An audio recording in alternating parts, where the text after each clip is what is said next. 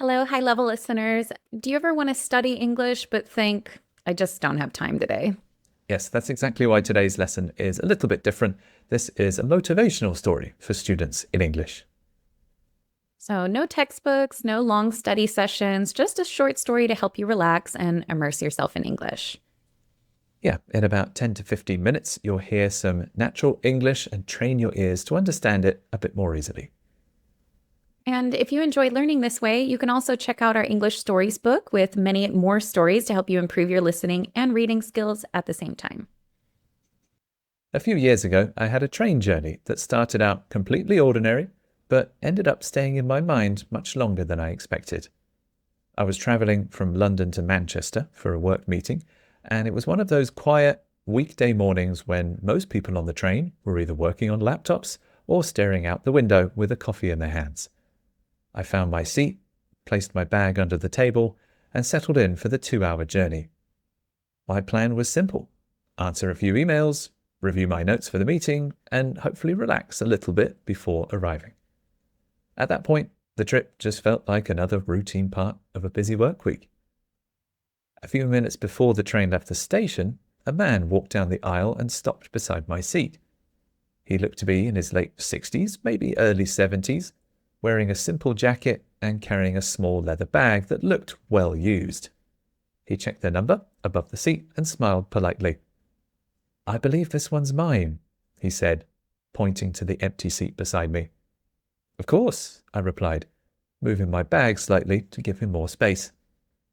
He sat down carefully and placed his bag under the table, then looked around the train as if he were taking in the atmosphere of the journey.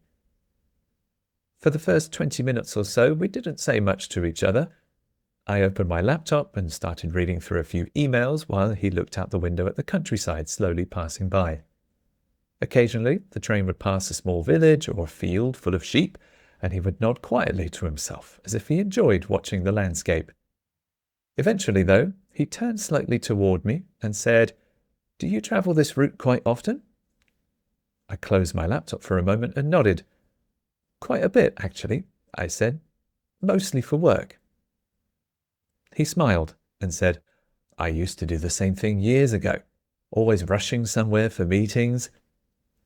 There was something relaxing about the way he spoke, as if he'd already lived through that busy stage of life and no longer felt the same pressure. We began talking casually about travel, work, and the cities we'd both visited over the years. It was the sort of polite conversation you often have with strangers on a train.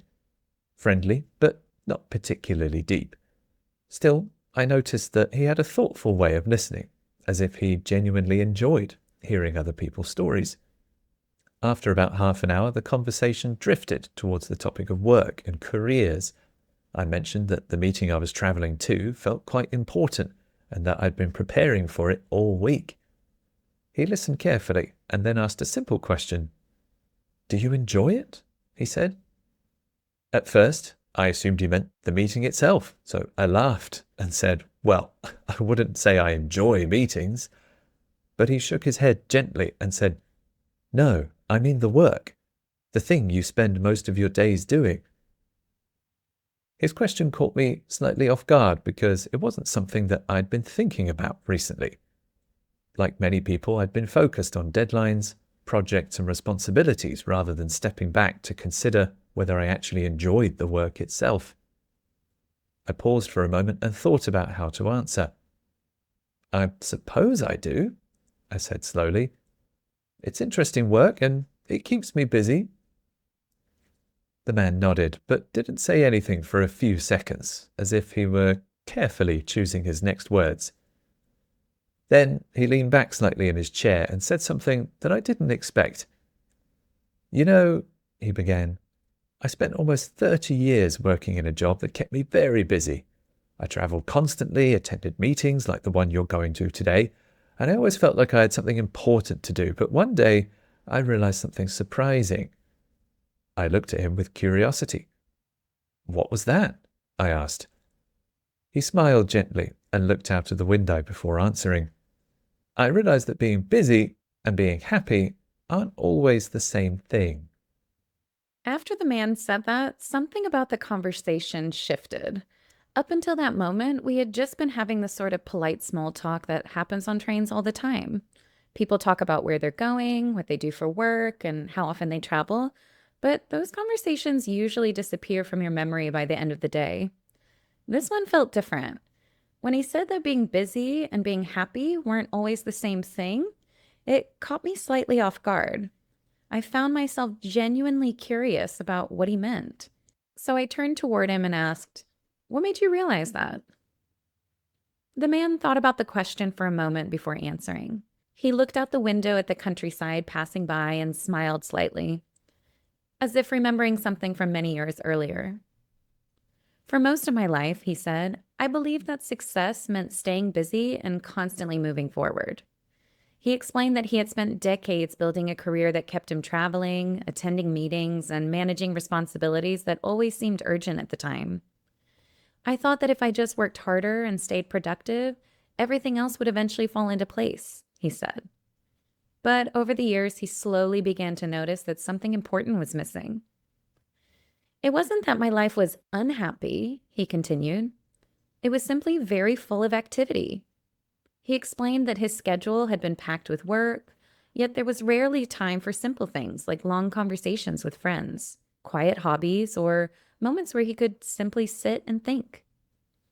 One day, he told me, he was traveling on a train very much like the one we were sitting on.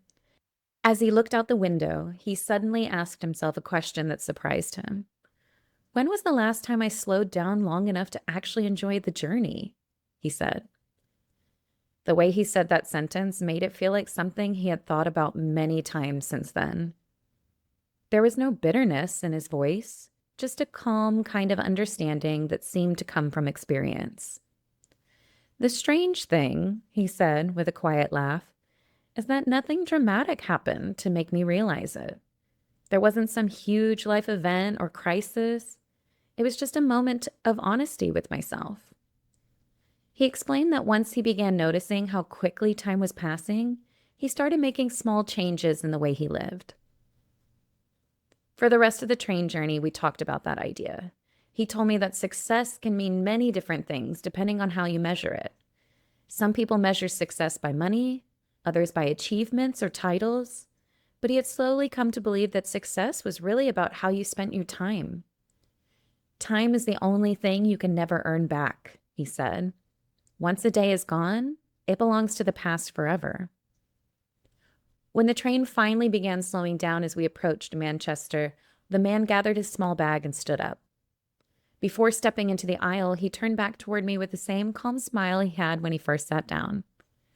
"Good luck with your meeting," he said. Then he added one last thought. "Just remember that work is important, but it shouldn't be the only thing that makes your days meaningful." Wow, okay, that's really interesting to think about. I feel like that was quite inspiring and gave me something to think about later. So, did this story help you relax and practice your listening? If it did, please comment below "motivational story in English" and let us know if you'd like to hear more stories like this. Yes, we'll see you soon for our very next story in English here on High Level Listening. Bye bye.